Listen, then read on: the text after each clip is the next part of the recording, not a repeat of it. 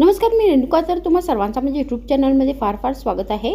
तर जेव्हा पण घरी उरलेले भाकरी असतात आणि त्याच्याबरोबर खाण्यासाठी भाजी नसते, तेव्हा हा विचार पडतो या भाकऱ्या काय करायच्या.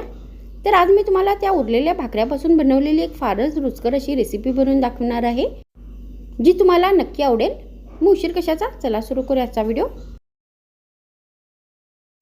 मग ही रेसिपी बनवण्यासाठी मी इथे काही उरलेल्या भाकऱ्या घेतलेल्या आहेत. तर सर्वात आधी आपल्याला या भाकऱ्यांचे छोटे छोटे पीसेस कट करायचे आहेत.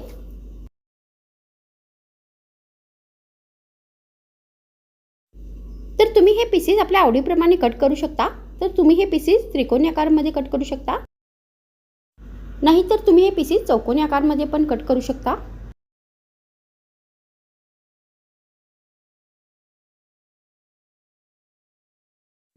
तर मी ते या भाकरीचे या डिझाईनमध्ये हे पीसेस कट करून घेतलेले आहेत.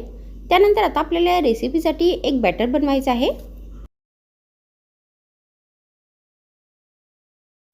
तर त्यासाठी आपल्याला एक बाउल घ्यायचा आहे आणि यामध्ये अर्धा कप बेसन घालायचं आहे. मग आपल्याला याच्यामध्ये अर्धा कप तांदळाचं पीठ घालायचं आहे.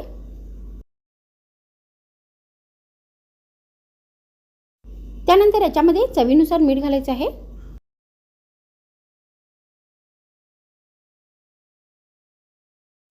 मग यामध्ये अर्धा चमचा धने पावडर घालायची आहे.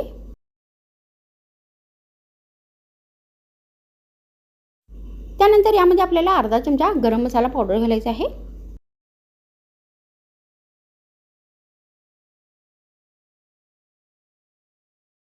मग यामध्ये चवीनुसार लाल मिरचीची पावडर घालायची आहे. तर तुम्ही इथे चवीनुसार बारीक चिरलेल्या हिरव्या मिरचीचा पण वापर करू शकता.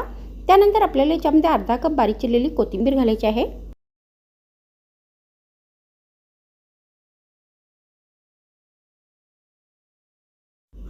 मग शेवटी आपल्याला याच्यामध्ये अर्धा चमचा पांढरे तीळ घालायचे आहेत.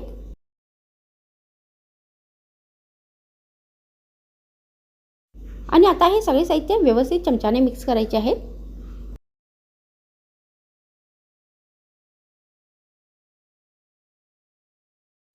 आणि आता या साहित्यामध्ये थोडी थोडी करून पाणी घालायचं आहे आणि या रेसिपीसाठी हे बॅटर बनवून घ्यायचं आहे.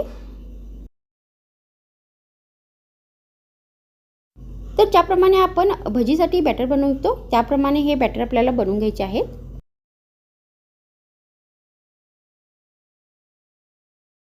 आणि आता हे पीठ आणि पाणी व्यवस्थित आपल्याला फेटून घ्यायचं आहे.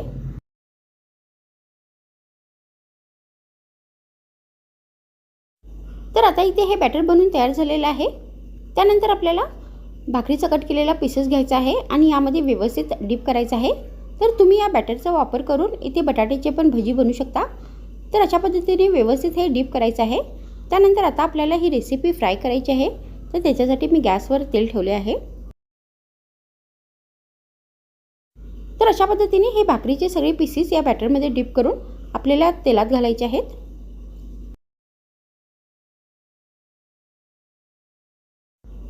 तर मी ही रेसिपी आता डीप फ्राय करणार आहे. तर तुम्ही हे सेलो फ्राय पण करू शकता.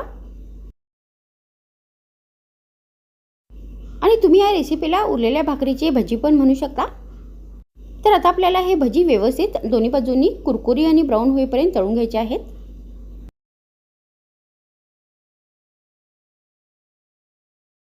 तर तुम्ही अशा पद्धतीने या उरलेल्या भाकरीची जरा वेगळ्या पद्धतीची रेसिपी बनवून गरमागरम हिरव्या चटणी बरोबर नाश्त्यामध्ये सर्व करू शकता.